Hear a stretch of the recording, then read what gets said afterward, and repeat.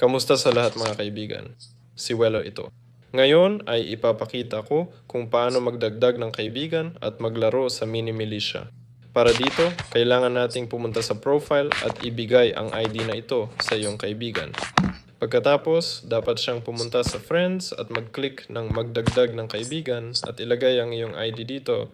Ilagay ang ID, underscore at mga numero nito. Ganyan, doon. Ayan. At i-click ang search. Ayan. Pagkatapos ay idagdag siya sa friends doon o ganito. Ayan, i-click ang search, i-click ang add friend.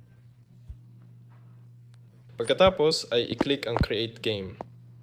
Ayan. At syempre, i-click ang plus, mag-invite ng kaibigan at pagkatapos niyang pumasok, i-click ang play button.